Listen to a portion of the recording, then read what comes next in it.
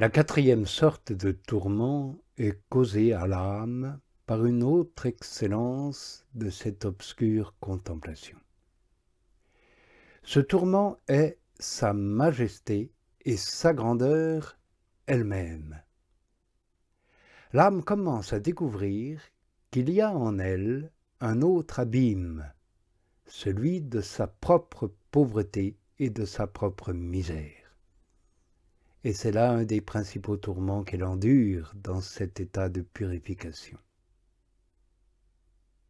Elle sent en effet en elle-même un vide profond, une disette extrême de 3 sortes de biens appropriés à ses goûts, et qui sont les biens temporels, naturels et spirituels. De plus, elle constate qu'elle est au sein de 3 sortes de maux opposés, et qui sont les misères de ses imperfections, les sécheresses ou le vide de ses facultés, et le délaissement de son esprit envahi de ténèbres. Dès lors, en effet, que Dieu purifie ici les facultés sensitives et spirituelles de l'âme, ainsi que ses puissances intérieures et extérieures, il convient qu'elle soit dans le vide, la disette et l'abandon sous tous ses rapports. Aussi Dieu la laisse dans le vide, la disette et les ténèbres. Et en effet, la partie sensitive se purifie dans les sécheresses, les facultés dans le vide de leurs appréhensions et l'esprit dans les profondeurs des ténèbres. Tous ces effets, Dieu les produit par le moyen de cette contemplation obscure. L'âme alors souffre non seulement du vide et de la suspension de ses appuis naturels et de ses appréhensions, ce qui est pour elle un tourment plein d'angoisse, comme celui d'une personne qui est suspendue et retenue en l'air et ne peut respirer. Mais elle souffre encore de ce que Dieu la purifie comme le feu qui enlève les scories et la rouille des métaux. Il anéantit, chasse et consume en elle toutes les attaches ou habitudes imparfaites qu'elle a contractées dans le cours de sa vie. Or, comme ces défauts sont profondément enracinés dans la substance de l'âme, cette purification lui est d'ordinaire des plus pénibles.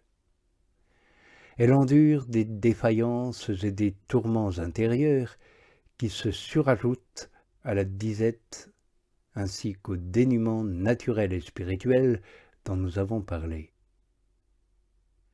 De la sorte se vérifie cette parole d'Ézéchiel « Entassez les eaux et je les brûlerai. Les chairs seront consumées. Tout cet amas sera cuit et les eaux seront desséchées. »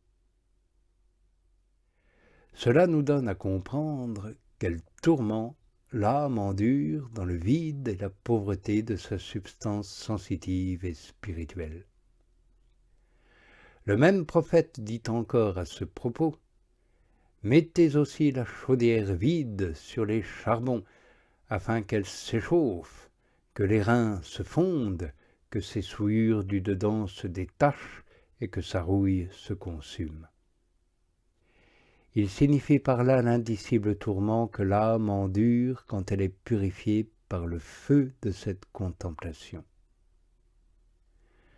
Le prophète dit en effet que, pour se purifier et se dégager des scories et des affections qu'elle porte en elle-même, l'âme doit, en quelque sorte, se laisser annihiler et se laisser détruire tant elle s'est assimilée à ses passions et à ses imperfections.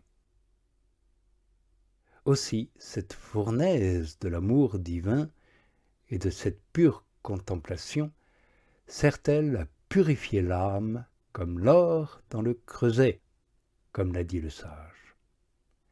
L'âme ressent cette grande destruction jusque dans sa substance même, et elle atteint le comble de l'indigence. Aussi semble-t-elle comme agonisante. C'est ce que l'on peut voir par ces paroles que le psalmiste dit à ce propos de lui-même en s'adressant à Dieu: « Sauve-moi, ô mon Dieu, parce que les eaux ont pénétré jusqu'à mon âme. Je suis enfoncé dans la boue profonde, et il n'y a plus d'appui pour moi. Je suis descendu dans les profondeurs de la mer, et la tempête m'a submergé. Je me suis fatigué à crier, mon gosier en est devenu rauque, mes yeux se sont lassés à attendre mon Dieu. » Oui, c'est un état où Dieu humilie profondément l'âme pour l'exalter beaucoup ensuite. Mais s'il ne veillait lui-même en personne à ce que les sentiments qui se produisent ne fussent promptement tempérés, l'âme ne tarderait pas au bout de très peu de jours à se séparer de son corps. Aussi est-ce par intervalles qu'elle sent la profondeur de son indignité. Mais parfois son tourment est tel qu'il lui semble que l'enfer s'entr'ouvre devant elle et que sa perte est assurée. Ce sont ces âmes qui en vérité descendent en enfer toutes vivantes, puisqu'elles se purifient alors comme si elles y étaient, car cette purification qu'elles subissent est celle qu'elles devaient y accomplir. Voilà pourquoi l'âme qui passe par cette épreuve, ou bien n'entre pas dans ce lieu d'expiation, ou s'y arrête très peu, car elle profite plus alors par une heure de ses souffrances ici-bas que par beaucoup d'autres dans ce lieu d'expiation. Les afflictions et les angoisses que la volonté éprouve en cet état sont également indicibles. Parfois même, elles brisent l'âme par la subite représentation des maux qui l'affligent et l'incertitude d'y trouver un remède. À cela vient s'ajouter le souvenir des prospérités passées, car d'ordinaire les âmes dont nous parlons ont déjà, avant d'entrer dans cette nuit, reçu de Dieu de nombreuses consolations et lui ont procuré beaucoup de gloire. Et ce qui augmente leur chagrin, c'est de se voir privés de pareilles faveurs et dans l'impossibilité de les recouvrer. C'est là ce que Job, qui en avait l'expérience, a exprimé en ces termes: « Moi qui étais autrefois si opulent, me voici tout à coup réduit en poussière. Il m'a saisi au col, il m'a foulé aux pieds, il a fait de moi comme un but à ses traits. Ses lances m'entourent de toutes parts, il a blessé mes reins, il ne m'a pas épargné, il a répandu mes entrailles à terre. Il m'a coupé en morceaux et a ajouté plaie sur plaie, il s'est précipité sur moi comme un géant. J'ai cousu un sac sur ma peau et j'ai couvert ma chair de cendres. Mon visage s'est gonflé à force de pleurer et mes paupières se sont obscurcies. » Les tourments de cette nuit obscure de l'esprit sont si nombreux et si terribles que, sans parler d'une foule de textes de la Sainte Écriture que l'on pourrait alléguer à ce sujet, je n'aurai ni le temps ni la force de les écrire. D'ailleurs, tout ce que l'on pourrait dire serait évidemment bien au-dessous de la vérité. Quant aux textes rapportés lors des évocations précédentes, ils ne peuvent en donner qu'une légère idée. Néanmoins, avant de terminer l'explication de cette strophe, et pour faire comprendre un peu mieux ce que l'âme éprouve en cette nuit, je rapporterai le sentiment de Jérémie. Sa souffrance est telle qu'il en répand des larmes abondantes et s'exprime en ces termes, je connais ma pauvreté sous le coup des verges de l'indignation de Dieu. Il m'a conduit et m'a introduit dans les ténèbres, non dans la lumière. Il ne cesse tout le jour de tourner et de retourner sa main contre moi. Il a fait vieillir ma peau et ma chair. Il a brisé mes os. Il a bâti autour de moi une enceinte et m'a entouré de fiel et de labeur.